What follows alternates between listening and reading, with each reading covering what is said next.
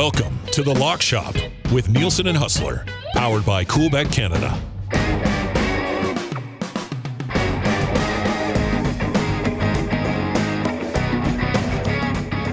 Hello. What's going on, everybody? Welcome to the Lock Shop. Dusty with you. Hustle be by momentarily. We have Daniel Negreanu on the thumbnail today, but he is not playing in the event tonight. I just wanted to, we're going to be playing poker tonight. I was like, Daniel Negreanu's the man. We might as well have some fun with that. So looking forward to that tonight. He is not playing in the event, but you know who is? Me. With a bounty on my head, coming in off a top 16 finish or whatever it was last time. I'm locked and loaded, and I'm going to go all in so many times and win all the money. And then I'm going to lose it all on the Oilers-Bruins game. That's probably what's going to happen. But I'm very much looking forward to playing tonight. The plan right now is to stream, unless I feel like a bag of you-know-what. Man, my sisters have been all over me. Like, leave me alone, girls. I got two younger sisters. And they're on me to get... So... I mean, spoiler alert, we do a group present usually for my parents, and usually one of the girls pays for it, and then I'm horrible at paying stuff, like paying back. Like I will, but like I forget, and then they're like, hey, it's been 2 months. Pay. So this year they're making me get it, and they're all over me. They're like, have you got it yet? Have you got it? I'm like, calm down. It's a gift certificate. I'll get it. Relax. Christmas, with family. Am I right? God, annoying. Leave me alone. I'm trying to do the Lock Shop. Trying to make some money to actually pay for this Christmas gift. And we're going to do that. We got a Tuesday night slate. We got the poker tonight. If you've never played in the poker tournament before, I do suggest joining us. It's a heck of a time. It's a real fun time. All you have to do is go to coolbet.com, download the poker software, and then you open up the poker software, hit tournaments, and search Lock Shop. And you join us tonight. You can get in right at 8 o'clock. You can join us. Usually it's up to about 9 o'clock Edmonton time that you can rebuy in or buy in for the first time. And these have ended up being awesome. So I'm really looking forward to it tonight. If you've played in it before, you know what we're doing. It's a lot of fun. And we'll do that tonight. We're going to recap Monday Night Football, both of those games. We are going to dive into the Oilers game as well. Man, I thought it was looking good. Up 4-2. Bouchard had the assist. Draisaitl had the goal. And I'm thinking, we're cashing another little EST parlay, aren't we? And then the Florida Panthers thought otherwise. So we'll get into that a little bit. We're going to take an early look at the line. NFL for the lines for this week in the National Football League. NFL futures have been reposted as well, so we'll certainly dive into those right now. If you're watching over on YouTube, hammer a thumbs up for us. Sub to the channel if you haven't already. And if you're listening on TuneIn or iHeart, that's all fired up again, Trev, and working fine, the TuneIn and iHeart. If you're listening on those, of course, you can text us at 780-218-9999. All right, let's bring in Huss from Winnipeg Sports Talk. Huss, what's going on, buddy? How you doing, man? Oh, vibes are high. Great night winning some bets on Monday Night Football last night. Although we really could have used that damn Caleb Williams pick. How does Williams not throw a pick? Come on, man. The other two were taken care of so early. You know what? Because he doesn't throw the ball. He just runs around forever to get sacked. In a situation like that, I thought he'd at least air it out and make a few dangerous throws later on in the game, but he just never really did that. And I guess that's kind of good from a Bears perspective, but I mean, they were basically never in that game last night. Another big win though for the Vikings. What a season. And I know we're going to get into NFL futures. Jake and I, you were away last week, and Jake and I went through these, and it came to be quite apparent that the line makers and I think the general public were still somewhat sleeping on Minnesota. And if they weren't in the same division as Detroit, I think it would have been a totally different story. It would be. You're right. But True. Everyone was just focusing on the Lions. Oh, yeah, the Packers and Vikings are good, but the Lions are the team. And man, have things changed on the odds board from what we tabbed last week, Viking related, to where we're at now. So we can get into all of that. But I'm also excited about tonight. I was like, oh man, we're going to do this on a jet night. I've done a complete 180. I think this is perfect. A 9:30 game for us. We start the poker tourney at 9, fire up the game at 9:30. It's going to be a hell of a lot of fun. It's the way to go, man. I would love to just have an Oilers game on while playing a poker tournament. I think it might even relax you a little bit. You might be at an advantage tonight, Huss. Who knows? I think I maybe be able to play a little bit more patient. I mean, we'll have something else going on, so I won't be feeling the need to play hands unnecessarily. Although I'll tell you what, if you had that game that you guys had last night, that might have been a tough time to pay attention. That was one of the games of the year last night. I would think for everybody who didn't have ties to that game, would have been like yourself, would have been a very entertaining hockey game last night. Like it had a junior hockey vibe to it. Guys were making mistakes. Neither goaltender was really locked in. Weird goals. What weird goals? Like they didn't need 35, 40 shots to score the 6 or 5 goals last night. So I think Bobrovsky had like an 870 save percentage. Skinner was at 780, his worst game in a long time. Goals off heads from behind nets, other goals from behind nets, goals going off the goalie, then going off the defenseman. And like it was a highly entertaining hockey game last night. Right before you joined us, I was like, I can't believe, like they were up 4-2. We had the Draisaitl goal. We had the Bouchard assist. I was like, all right. And they'd scored 3 in a row. It's like, oh, we're going to cash another EST parlay. And it's been good on the EST parlays lately. And then Florida, and we were talking about it with Noodles this morning. Like Florida still, they get after you aggressively on the forecheck, man. Like it is a lot to handle. And I was just talking with Gage about it. Like, I don't know if they can find that juice again to go through a postseason in that fashion again. But if they can find the willingness to beat the hell out of teams like that, man, they're going to be a tough out for a 3rd year in a row, which is just crazy. Dude, they are they're the standard in the NHL right now. They are. It's fair, true. Yes. And the thing is, like, they can beat you and play you in so many different ways. You want to skill it up? They got a ton of it. You want to grind it out? They can do that with you. You want to get nasty and take it to the back alley? They're more than happy to do it. I mean, there's no glaring weakness on the Florida Panthers right now. And now having won, I think it's just emboldened them even more moving forward. I mean, it was a weird for the Jets. The Jets played the Panthers in back-to-back games. One in Florida on a Saturday night where they got handled they got taken care of quite easily, I thought. And then they came back and had maybe the game of the year here for the Jets. Scheifele hat trick, big win against Florida. So, I mean, last night, I was upset the Oilers didn't win simply because I had a 3-gamer with the other 2 in, and I was riding with the Oilers last night. But you're right. I mean, if you didn't have any skin in the game and you just wanted to see a great hockey game last night, Edmonton, Florida, and a Stanley Cup rematch was it. We're on hockey right now. Do we want to dive into the Tuesday night slate and then go football the rest of the show? Recap last night, take a look ahead, dive into some futures. What are you thinking? Why don't we talk? Why don't we get into just a little bit of football right now? Okay. We can kind of take it through because all the new futures are out. There's some really interesting things, and considering how much we went over them last week, it's kind of neat to see how things left. But just quickly from last night. The Jefferson TD cashed, and it actually was minus 110 when we were talking about it on the show. It was actually even money later on in the afternoon. We actually got a better number, which I was a little surprised about. The Addison total, easy peasy, Vikings cover. But that super boost that we talked about, and it was a $25 max bet. I mean, that was just free money. Although the Falcons being the Falcons did managed to make it interesting and close at the end. But that Falcons team that we watched last night are not pushing Tampa Bay for this division. Like I don't know what world that happens. And Tampa gets the Cowboys this week, for goodness sakes. Tampa's now minus 500 to win the division. And there's a lot of people that are sitting on some nice tickets of 4-1, 5-1, 6-1 from earlier in the season. I think it was plus 330 when I got on it, but they've now won 4 in a row. And again, it's not like they're beating world beaters, but they're smashing them pretty good.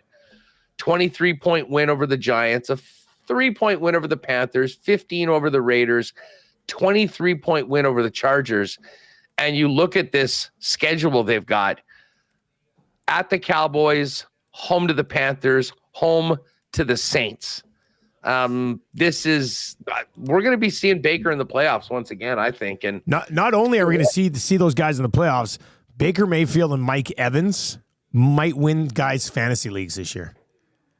Honestly, that Baker Mayfield could be a league winner for you this year, which is pretty damn impressive, man. Not going to lie. Well, and I tell you what, I mean, that Jalen McMillan, the number 2 receiver there, I think he's very much startable in these next couple of games come from fantasy. Speaking of fantasy, I've got a great fantasy story from last night. Oh, excellent. One of my greatest victories in 25 years of playing fantasy football. I beat a guy in the playoffs that had Josh Allen with 40 points and Davante Adams with 42 starting in his lineup. Seriously? Yeah, I was going against Josh Allen and Davante Adams. Was the rest of his team a bunch of duds, or did you have a bunch of studs? I'll tell you. It was an absolute barn burner, 146 to 144. Oh boy. He had Allen with 40. His running backs were a little soft. And I mean, this team is crazy. He had Josh Allen and Saquon Barkley. Barkley went for 8. He had Tank Bigsby in at running back, which was this one sort of hole in the lineup, 4 for him. But then he had Garrett Wilson for 14, Davante Adams for 42, 10 from Noah Gray, 10 from Jacoby Myers last night as I sweated this thing out, 8 from the Vikings D and Chris Boswell. So last night I had a 2-point lead going into the game. I had Aaron Jones. He had the Vikings D and Jacoby Myers. And Jacoby Myers had a big 0 for most of the game. And then it was garbage time. Then he started getting it, and it got really tense. But I pulled this victory off starting Bryce Young off the waiver wire with 13 points. But then, 11 points he had. And I had Adam Thielen tagged with him. He was only 10.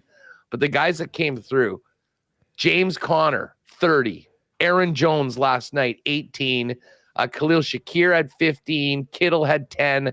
Nico Collins, 17. The Chiefs D, 21. And Chad Ryland, my kicker from Arizona, 14 points, a 146-144 35 points from your kicker in your defense. Hey, got to find a way to win. Got to find. Well, that Chiefs defense was nuts. They had 6 turnovers, 7 sacks, held them to 7 points. But everyone got into double digits. So even with my quarterback was basically my lowest score, and Josh Allen had 40 and 42. So I feel like I maybe am the team of destiny in this. That's how I'm feeling as my team that snuck in 7th and pulled off the huge upset this week too. Like, well, that's the thing. I mean, I can't imagine there's very many teams anywhere that had Josh Allen and Davante Adams that lost this week. I mean, when it comes down to it, that's like a 1 in 100 shot.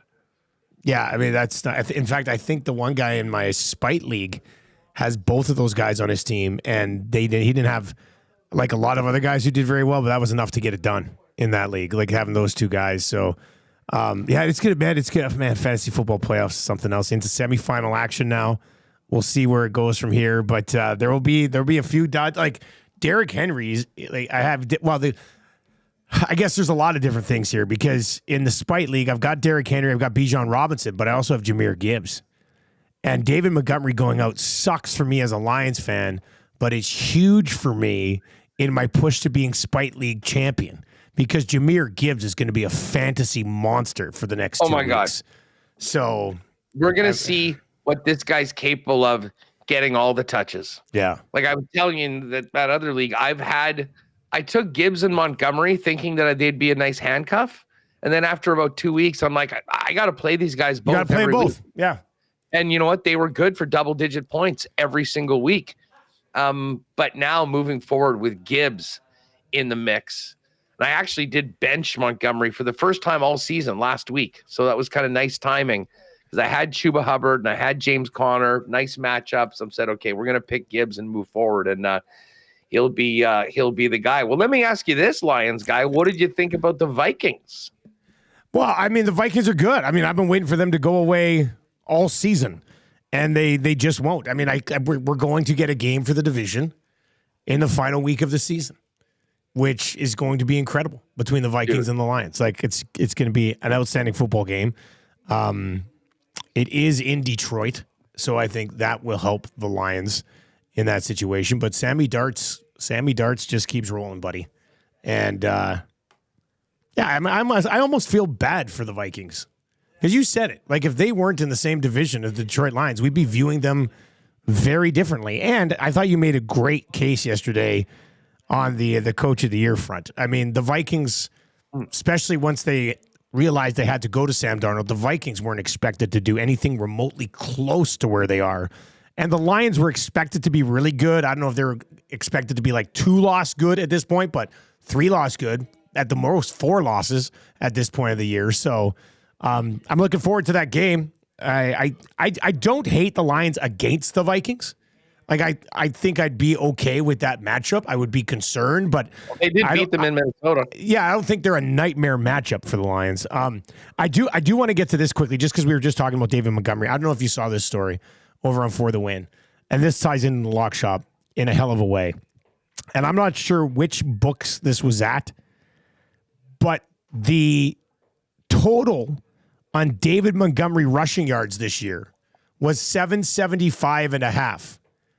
He finished with 775 yards before his injury. They missed cashing the over by 0.5 points. He needed one more yard. Yards. He needed one more yard to cash the over. And the reaction of this online has been absolute. People are like, it's scripted. Like, like the NFL, I mean, how do they do this? How's this happen time again? I'm like, I'm not sure I've seen this happen before. His total was set at 775.5 yards, and he finished with 775 before being knocked out for the year. Can you imagine having a big ticket on that? Oh, man. All-time letdown. That is, that is harsh. That is harsh. Man, these bookmakers, the Ev dogs of the world are freaking geniuses at some point. But again, those overs aren't overs until they're over. Yep, exactly. And a guy can always get hurt. That's kind of what we talked about. You know, if you blindly bet unders, you'll probably end up doing okay because, you know, nature will take care of a few of those bets before you really even get into the win zone. But that is an absolutely crushing defeat for Montgomery over bettors for this season. You know, you just brought it up. And I kind of mentioned, I can't wait to see what the future odds are. I'm looking at it right now, buddy. Get going. So again, last week when Jake and I were talking about it on the program, I brought it up that it just didn't seem like Kevin O'Connell was getting enough credit. And the fact that the Lions had this huge game against the Bills coming up and there was the potential of a loss. I didn't think there was the potential of Dan Campbell going for an onside kick with 12 minutes left, but I guess that's always sort of a possibility. But again, last week it was Dan Campbell minus 160 and KOC was plus 300. Today, after these last two games, Kevin O'Connell is now minus 130 to win the Coach of the Year, and Dan Campbell is at plus 300. I mean, the funny thing is, if you believe that it's a 2-horse race, you could, if you got on it with me last week at plus 300, at 300, you could bet Dan Campbell today at plus 300, and basically guarantee yourself a plus 150 win, you know, regardless of which one of those two guys do it. Sean Payton's in the mix at 6-1, Dan Quinn, but to me, this is Kevin O'Connell's to lose. And I think that even if they drop even 2 of their final 3 games, like say they lose to the Packers and then lose in that big game to the Lions at the end, I think he's still going to get it because of just what a great story Sam Darnold is. And here's the other thing. And comeback player of the year, which is always one of the more interesting markets based on how people vote. But Joe Burrow has been the betting favorite for the last number of weeks. He's minus 1,000 right now. And listen, Joe Burrow might very well lead the league in passing. He might lead the league in touchdowns.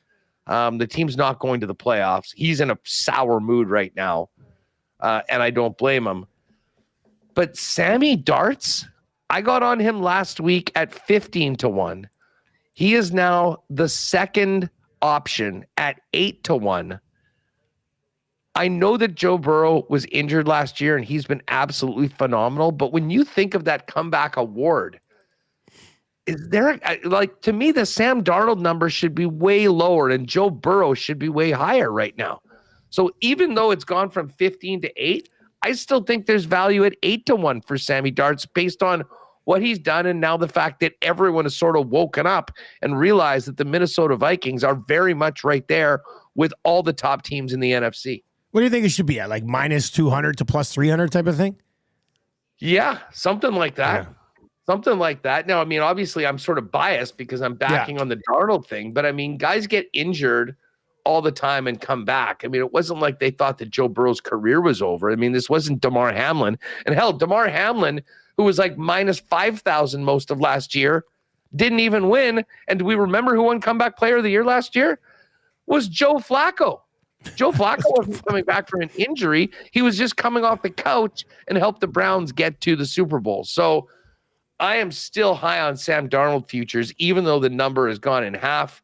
I think that if they can win these next couple games and go into week 17 or the final week of the season, I guess, their 17th game with a chance to win the division and potentially the NFC, I don't know how they go a different way. By the way, Viking fans, join us on WST today a little later on. Matthew Collar, who is the great host of the Purple Insider, is on with us, and we're talking about the path ahead for the Vikings with KOC and with Sam Darnold, JJ McCarthy, the season so far. So some really good Vikings content coming up a little later on. But it's obvious that people have sort of woken up, certainly on the coaching side of things. And I wouldn't be surprised, Dusty, if in the next couple weeks, if the Vikings beat Seattle, getting ready for that Packer game and then the Lions game, if all of a sudden there's a lot more steam on Sammy Darts potentially being the comeback player of the year. All right, what else for some of these futures where they're sitting right now? Let's take a look at these. Then we'll look at the lines for this week, week 16. See if there's anything we should move on early. What do we got here? Look at Super Bowl odds right off the hop. Look who's on top: Josh Allen and the Buffalo Bills. 3. It's I mean, Ravens at plus 850 is interesting because they're the fifth of the group. Buffalo's at 4-1. The Eagles have now just crept ahead of the Detroit Lions, plus 450. The Lions are plus 475. The Kansas City Chiefs are at 6-1 with just one loss on the year. Huss is the 6-1 on the Chiefs, fourth best odds. Is that disrespectful to your crew, or is where it should be right now? I mean, listen, they are sort of getting what they deserve in the betting markets right now. Yeah, and it's either, some people will say, oh, you know what, don't worry about the Chiefs till the playoffs. We know what they are. We know what they can do. We know how tough they are to beat. And they've got the inside track on that 1 seed, which is so important. You play one less game. You've got 2 home games to get to the Super Bowl. And then in the Super Bowl, if the Chiefs are there, people are going to be backing them regardless of who they play. But the bottom line is they just haven't been that impressive. And other teams have been far more so. Now, I will say this about the Bills, and we live in a fantasy world, right, where everyone's talking about points and how many touchdowns guys get. And Josh Allen is going to run away with the MVP, and he is absolutely the man. I don't know how many Super Bowl favorites give up 40 in back-to-back weeks. So I think that is something to be a little concerned on about just how that Buffalo defense is getting torched. But again, they just went up against 2 high-octane offenses indoors. And they found ways they found a way to win the second game. The first one was a little bit done. What's interesting is the Eagles are the NFC favorites right now. All it took was one loss by the Lions for the Eagles to jump them. Obviously, they've won, 10 in a row now. They're in a very good spot. And it's not as much the offense, it's what their defense is doing. And man, did they give Russell Wilson and the Steelers fits last week. Philly at plus 450, and just for the NFC, they're just the slightest of favorites. It's Philly at plus 220. It's Detroit at plus 225. What's significant about this now is the Lions have fallen back behind both of those teams, and it is a reflection not of their team, Dusty, but of just how banged up they are. And they're very injured right now. David Montgomery injury is significant, but what's happened on the defensive side of the football for guys that maybe aren't household names, but very, very important players, that is going to truly test the Detroit Lions. Now, they go to Chicago and then they go to San Francisco, who's done. So fortunately, the Niners predicament, I think, really helps the Lions in that case. And then you've got the Viking game waiting there in the final week of the season. As far as the Eagles go, the rest of the Eagles schedule, I know they've got the Commanders this week on the road. Then they're home to the Cowboys. Then they're home to the Giants. So I think part of that as well speaks to the fact that they have such an easy schedule. They, in all likelihood, will finish 15-2. I'm just looking right now, and I know this could change based on who they play. But the Lions still do have. So the Lions have they've got the better conference record right now at 8-1. Philly and the Vikings have both lost 2. So the fact that they lost to the Bills was a benefit because Philly lost to the Bucks earlier this season. And their other loss was to Tampa, I think. Yeah. Oh, sorry. Philly lost to the Falcons and the Buccaneers. So both NFC losses. So listen, the Lions, despite losing that game, still control their own destiny to get the number 1 seed. But again, when you think about how tough these teams are and how good that the wild card teams are going to be in the West or in the NFC, much like the Chiefs in the AFC, it is a massive advantage to win that number 1 seed. And, the Vikes are going to have, the Lions are going to have to come through and make it happen. I don't think Minnesota, I don't believe can win it unless the Eagles slip up at some point. But if the Eagles go 15-2, it's either going to be Detroit or Philly at the top of that list. But tell you what, all of these teams are going to be in it. I really do hope we get a Final Four of Detroit, Philly, Minnesota, and Green Bay. But I do have a feeling that Tampa or the Rams might have something to say on that, potentially playing home games in the wild card round of the NFC playoff. Yeah, that's a good point. I was just looking at the Super Bowl odds, and not that I'm going to pick one of these teams, but I found it interesting that the Texans are 30-1 and the Steelers are 30-1. It seems a little bit disrespectful to the Steelers in that spot, considering I don't know. I would have a lot more faith in the Steelers right now than C.J. Stroud, who's had not a good season, and the Houston Texans. No, the Texans are a write-off to me. I think the Texans, we're going to see them in their usual Saturday afternoon slot, the first game of Wild Card Weekend against whoever finishes 5th. And then I wouldn't be surprised if they're actually out. Whether we're talking about Baltimore or Pittsburgh, which is the most likely opponent for that 4th seed, or even the Chargers or Denver, I'd give them a good chance. But whoever finishes 4th of the division winners, which right now you've got KC, you've got the Bills, you've got the AFC North winner, which is Pittsburgh right now, and then the Texans. I think the Texans are a clear weight class below those top 3 teams. And I wouldn't be betting on the Texans against the Ravens. And I certainly against the Ravens. And even at home, I think I might like Denver or the Chargers if they got to that point. But Pittsburgh and Ravens play this weekend. And again, the Ravens, the Texans, the Chiefs, and the Steelers are the teams that are going to be playing this crazy 3 games in 11 days. They just played on Sunday. They're all playing on Saturday, and then they play on Christmas Day. So there's still a lot to be determined in the AFC. Chiefs got to take care of their business, but the Ravens, I do believe their division record is 2-2. The Steelers is 3-1. So that would be even if they make it. Their conference record, the Steelers have a better conference record than the Ravens do. So even if they tie, the Ravens, if they win, will be big Chief fans come Christmas Day. So we can shake all that out. But again, I do think I'll say this about the Ravens. The Ravens, when they are on, incredibly dangerous. They were the number 1 seed last year. They lost at home to the Chiefs. There is absolutely a path for the Ravens to win the AFC and win the Super Bowl. If you want a value bet right now of what's up there, I think the Ravens at plus 850 are probably the best one on the board. And then I got to tell you, Minnesota and Green Bay at 12-1 are very intriguing numbers, because both of those teams, as I said, if they were in a different division, would be first place. They would be thought of in that same category. And I don't know whether there's that big of a drop-off from the Lions and the Eagles to the Packers and the Vikings. And we're talking about plus 450, plus 475 to 12-1. All right, so you can go get all your futures right now. They'll be up for a couple of days over at Coolbet. Once again, poker night tonight.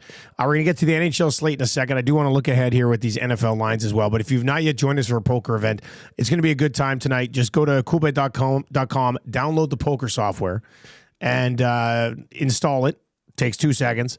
And then you just go to tournaments, search Lock Shop, and you can register to join us tonight. Works out to about $30 to get in. And you can, Huss, have you ever rebought? Have you ever bought back in? I did once last time. No, and it actually worked. I went on a pretty good run. No, I have not yet had to. I've been sort of cognizant that everyone's trying to get me with the bounty on my head. That bounty on our heads. So I've tried to play. Basically, if I've been going all in, I've been doing it with a great level of confidence that I'll be able to hang around, unless I've been kind of chipped away and basically have to do it. But again, I'm not ruling it out tonight. Maybe I'll take a little bit of a different approach and go quite aggressive, pull the Dustin Nielson and just start firing with 15 minutes before it. Well, I've been knocked out on some hands that I would have never gone in on myself. So I was like, screw it. I'll play a little bit more aggressive. Anyway, that'll be happening tonight. Huss, anything else in the futures, or do we want to look ahead to the lines for this week? One other quick future note. Jared Verse from the Rams. I saw that. He's not the favorite anymore. Like minus 600 a few weeks ago. And Quinyon Mitchell has all the steam right now. Plus 115 for Quinyon Mitchell, plus 150 for Jared Verse. That seems like it's I'll put it this way. One guy is just like a rocket ship to the top right now. And with Philly having the potential of being that number one seed, with them doing it on the defensive side of the ball, I think there's still some probably value right now at getting him at plus money right now, because I think we're seeing the direction that is going. I'm shocked that Barkley is only minus 333 for Offensive Player of the Year. I mean, I know he didn't have a great game last week, but I mean, he's pushing history right now. Like, I don't normally bet chalky numbers like that, but I mean, to me, that should be minus 1,000. Like, that should be what Josh Allen is to win the MVP. Yeah, I don't know why they're not very similar numbers. Like, you think they're not giving Jamar Chase? Jamar Chase is 3-1.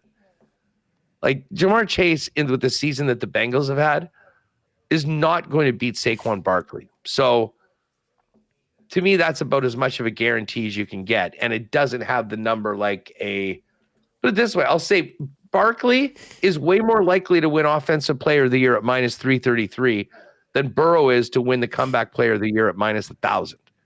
So there's a little angle for you. Tampa minus 500 to win the NFC South. That's pretty much done. We talked about the Coach of the Year.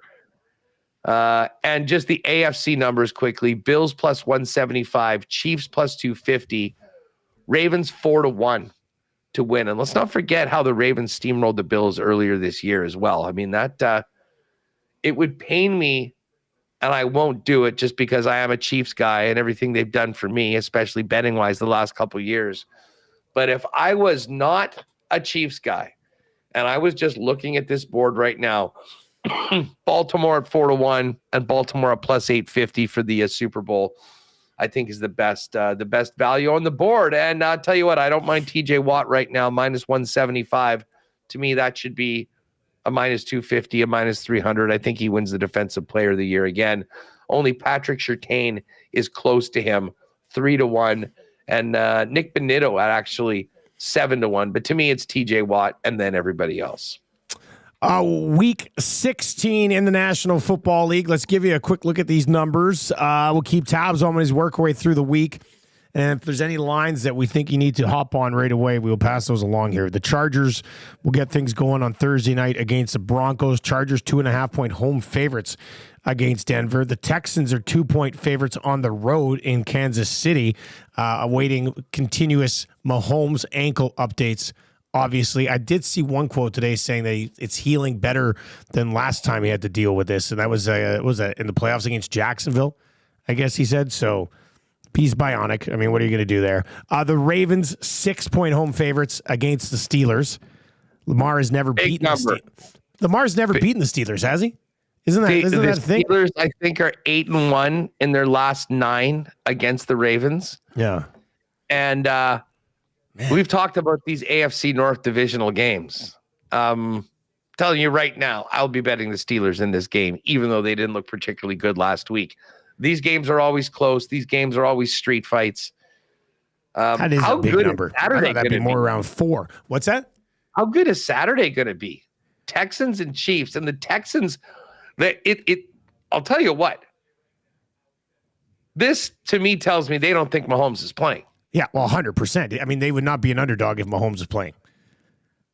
There's no way. So if you believe Mahomes is going to play, or you think he's going to play, or you want him to play, I mean, as soon as how much do you think this moves once they announce Patrick Mahomes is going to play?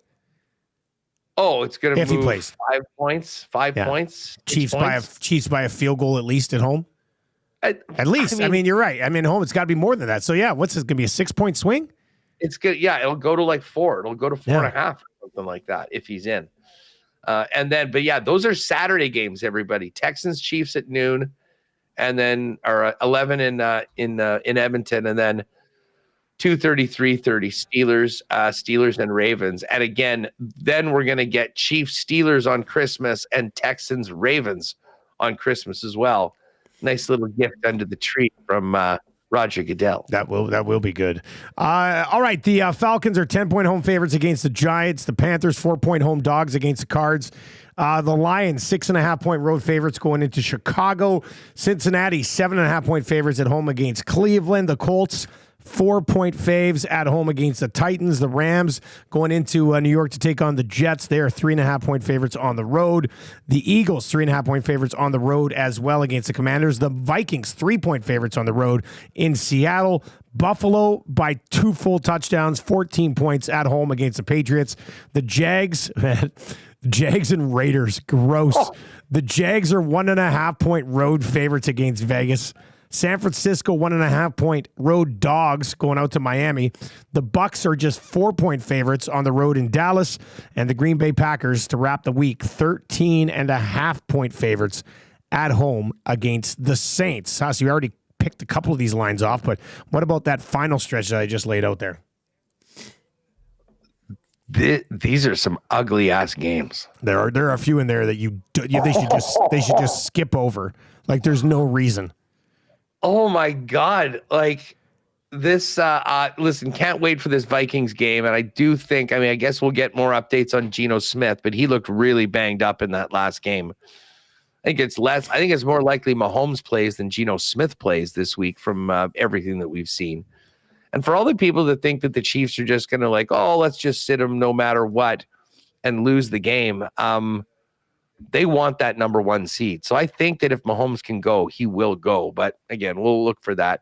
I'm surprised that the Eagles aren't a bigger favorite against the Commanders. Like Philadelphia's steamrolling everybody right now. I mean, they just had that big win against the Steelers last week. I mean, the Commanders, what's the line if the Saints complete their 2-point convert at the end of the game and the Commanders lose that game? I don't know. To me, again, you know me. I look for any reason to fade the Eagles. Eagles minus 3.5 looks like a very nice number. I think I think that'll go up. The Ravens beat them by. Oh, sorry, Eagles. Sorry, I was looking at the Ravens. I thought they played they lost to the Eagles 26-18 at Philly a month ago.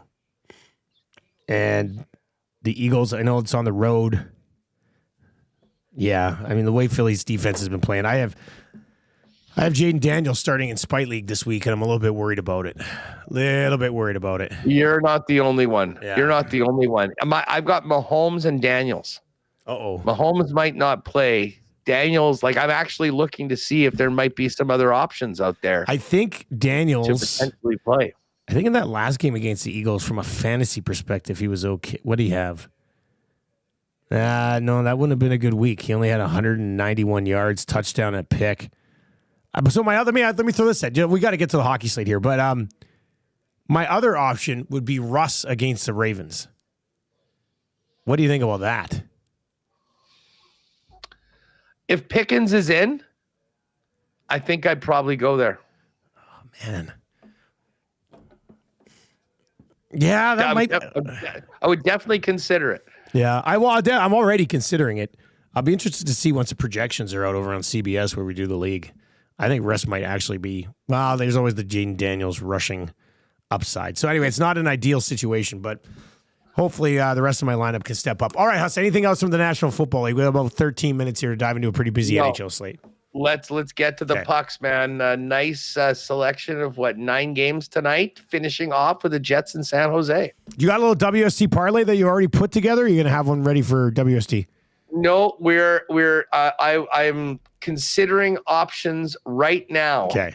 But I do think I'm going to get a little bit of Cole Perfetti tonight. He had his breakout game earlier this season, and he's at minus 110 for a point. We'll definitely be getting a little Cole Perfetti in on that one. But yeah, we'll put that together on WST, and it'll be up in the exclusive later on. I got your goalies for tonight, at least what we've got confirmed so far.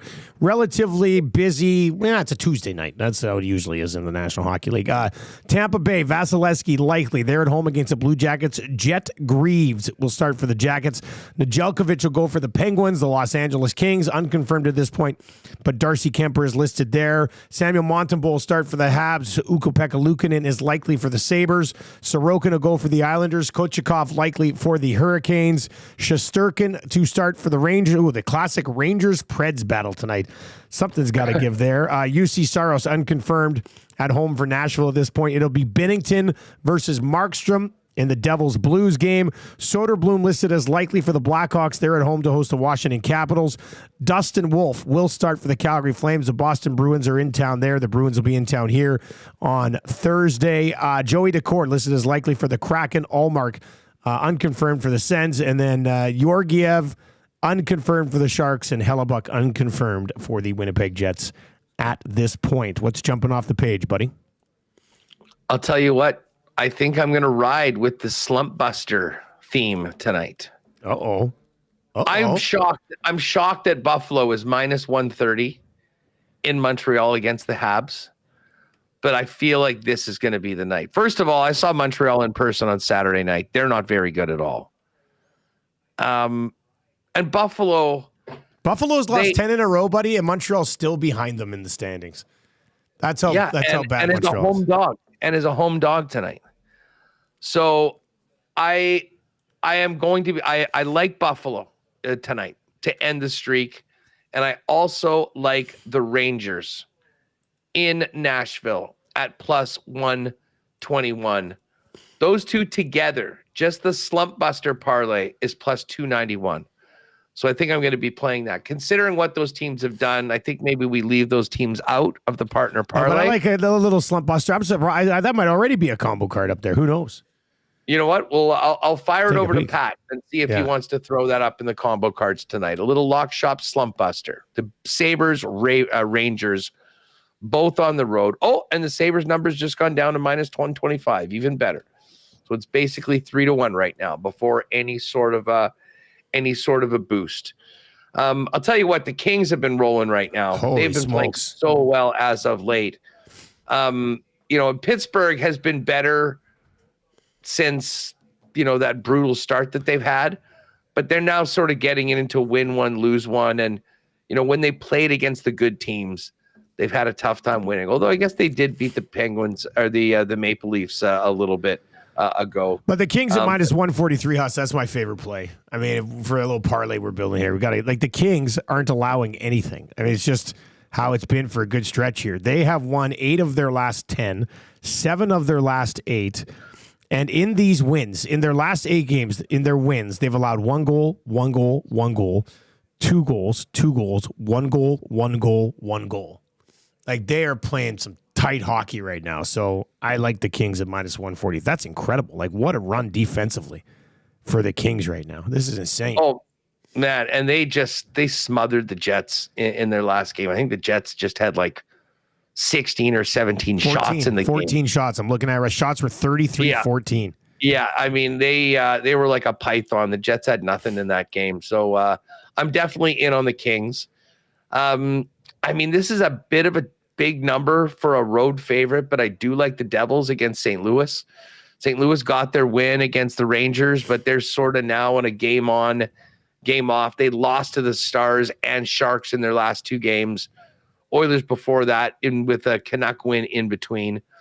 So anyways, I will throw out the Devils minus 182.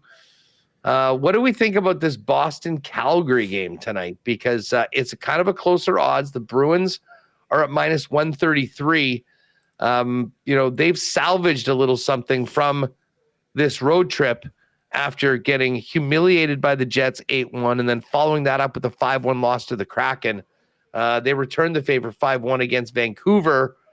I don't mind Boston, to be honest, in this case. Listen, I got a lot of respect for what Calgary's done so far this year, but this seemed to me like a place where Boston can jump on it. So minus 133 for the Bruins. I don't mind at all.